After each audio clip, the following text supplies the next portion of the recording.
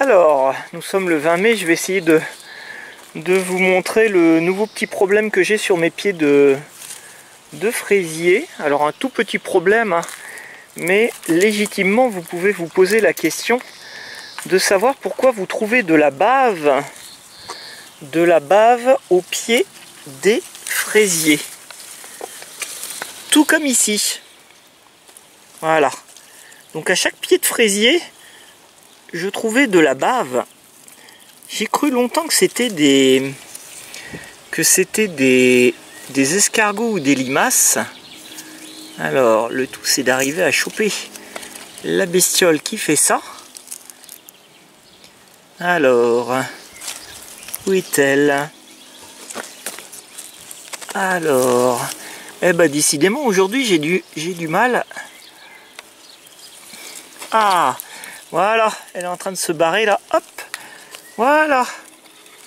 Alors, voilà, je l'ai trouvée. Alors, je vous la montre, j'en ai une deuxième, hop, je vais la mettre dans la petite boîte. Ce sera beaucoup plus facile pour vous montrer. Voilà. Alors, j'espère que vous les voyez bien. Alors, on appelle ça le crachat du coucou. C'est une mousse produite en fait par les larves de cicadelle. On appelle ça aussi du cercope. C'est un insecte suceur. Hein.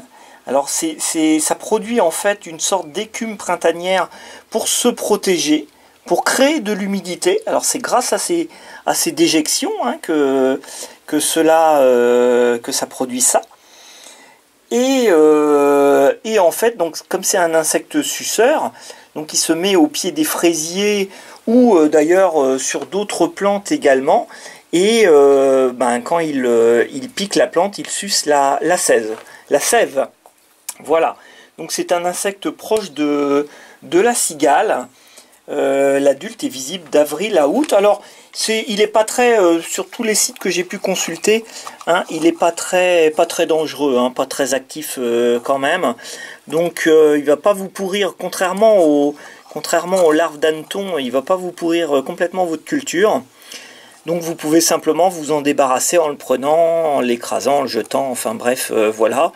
Ou le laisser, moi pendant des années je l'ai laissé et j'ai pas eu plus de soucis que ça. Donc voilà, je vous montre pour finir une photo d'adulte. Et voilà, hein, c'est terminé, c'était vraiment court. C'était vraiment pour ceux qui se posent la question de savoir ce que ça peut être cette bave en fait, hein, à quoi elle correspond. Mais comme je vous disais, ce n'est pas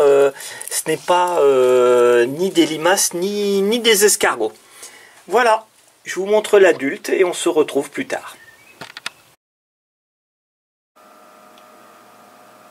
Donc voici à quoi ressemble la cicadelle adulte. Je vais vous montrer encore une ou deux autres photos différentes.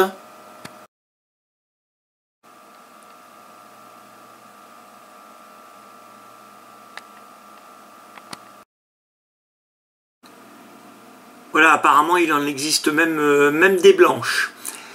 Donc voilà, cette vidéo est terminée. Si vous avez des questions, n'hésitez pas à m'en poser.